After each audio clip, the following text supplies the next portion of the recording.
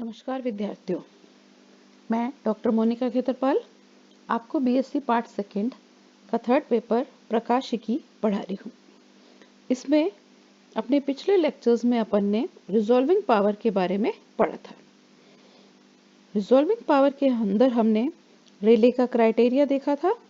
रेले का क्राइटेरिया है कि हमारे पास जो डिफ्रैक्शन पैटर्न बन रहा है उसमें किसी एक ऑब्जेक्ट का सेंट्रल मैक्सिमा जहां आए उसी पॉइंट के ऊपर दूसरे ऑब्जेक्ट का मेरा फर्स्ट प्रिंसिपल मिनिमा आ रहा है और इसी तरह कॉरस्पॉन्डिंग कंडीशन सेकंड ऑब्जेक्ट के लिए है,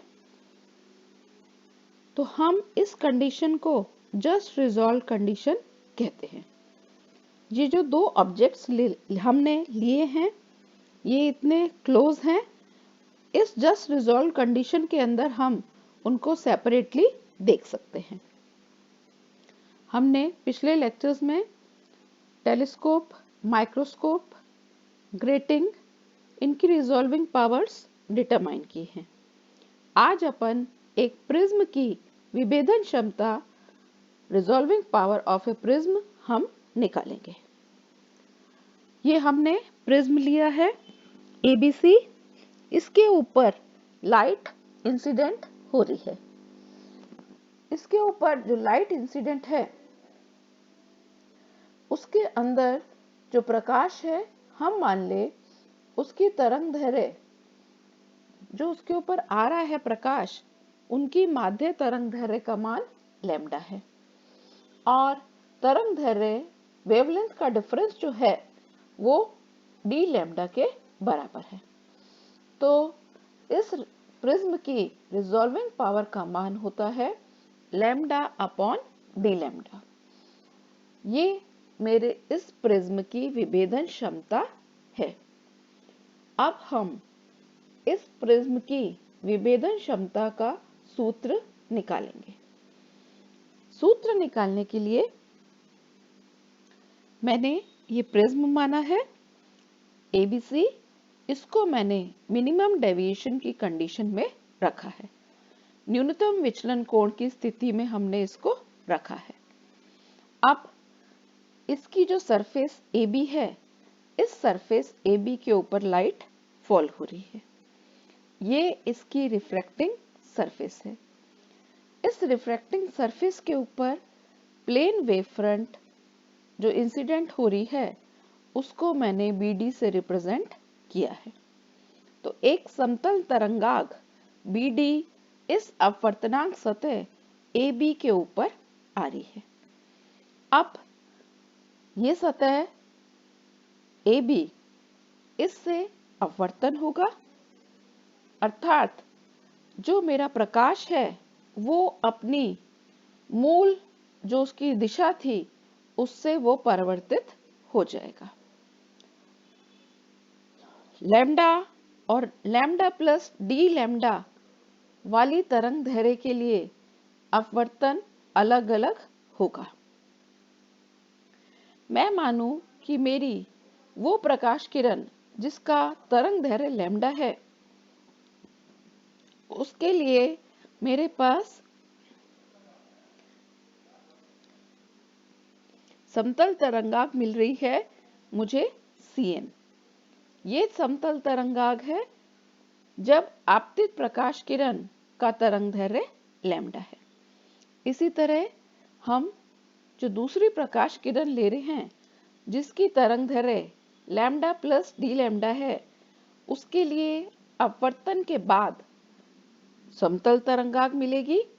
उसको यहाँ पर मैंने CM द्वारा रिप्रेजेंट किया है। क्या मीनिंग है?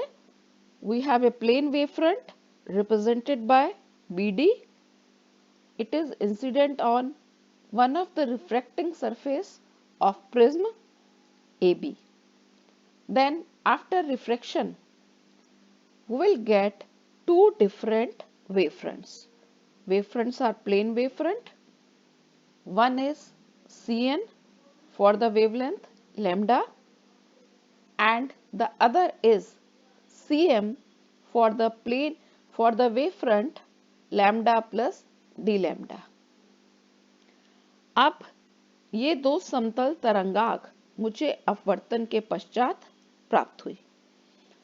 मेरे पास जो लैम्डा तरंगदैर्घ्य वाली किरण है, मैं मान लूं उसके लिए मुझे उच्चिष्ट मिल रहा है, सेंट्रल मैक्सिमा मिल रहा है यहाँ पर Q बिंदु के ऊपर।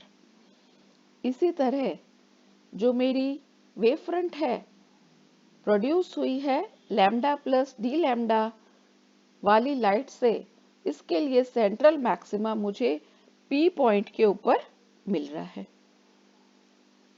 ये मेरे पास P और Q सेंट्रल मैक्सिमा मिल रहे हैं दोनों तरह की वेवलेंथ्स के लिए।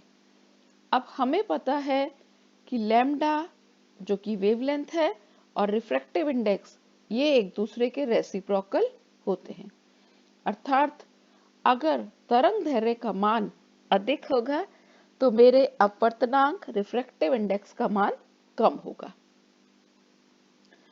तो मैं जहां पर वेवलेंथ ले रही हूं लैम्डा, उसके कॉरस्पॉन्डिंग मेरे पास प्रिज्म का रिफ्रैक्टिव इंडेक्स मैं रिप्रेजेंट कर रही हूं म्यू से, और जहां पर मेरे पास वेवलेंथ है लैम्डा प्लस डी लैम्डा, उसके लिए मैं प्रिज्म का रिफ्रैक्टिव इंडेक्स मान रही हूं म्यू माइनस डी म्यू।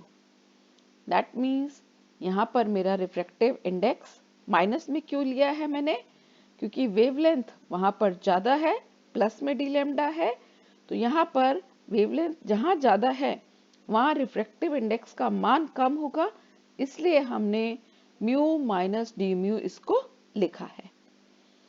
अब हम फर्मा का नियम लगाएंगे। फर्मा का नियम कहता है कि हर वेवलेंथ के लिए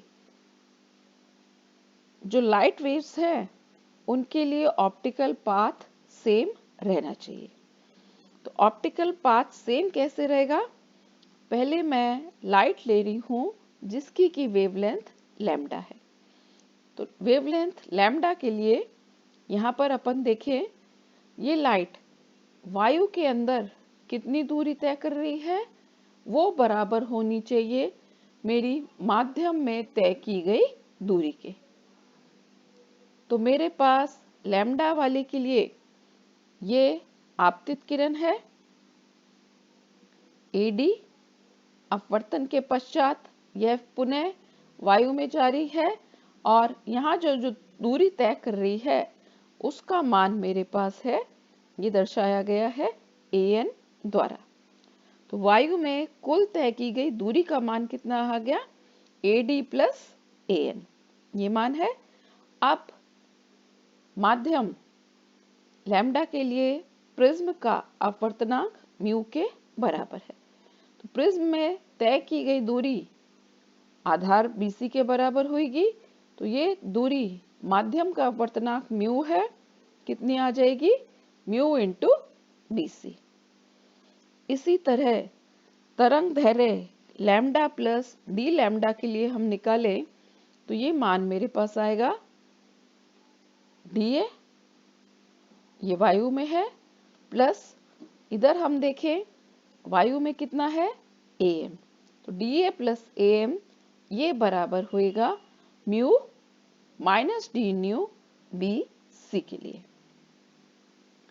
तो ये मेरे पास फर्मा के सिद्धांत से दोनों तरंगदैर्घ्यों के लिए प्रकाशीय पथ का मान हमने निकाल लिया। अब ये जो दो समीकरण मेरे पास आए हैं इनको मैं सब्ट्रैक्ट कर रही हूं।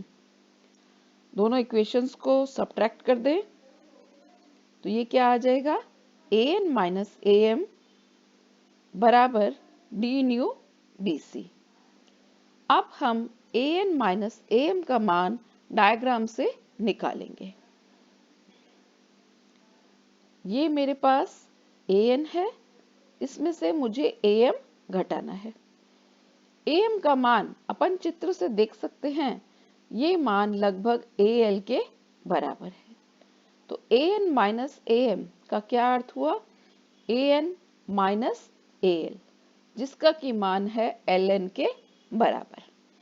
तो ये मान आ गया ln के बराबर। तो ln का मान कितना हो गया, डी न्यू इंटू BC। मैं मान लूं ये जो मेरा प्रिज्म है इसका आधार BC है, इसकी चौड़ाई मान लूं स्मॉल t के बराबर। तो ln का मान आ गया t इंटू डी न्यू।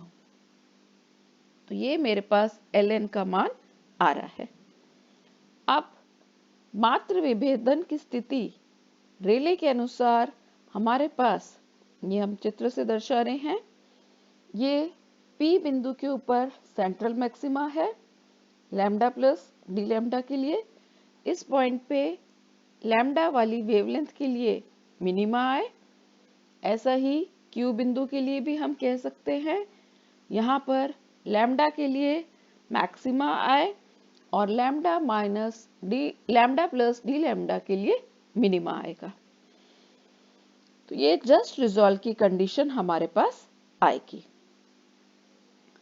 तो जस्ट रिजॉल्व की कंडीशन के अंदर हमारे पास जो तरंगे आ रही हैं उनके मध्य पथांतर का मान लैम्डा के बराबर, जो तय की गई दूरी वो पथांतर लैम्डा के बराबर होता है।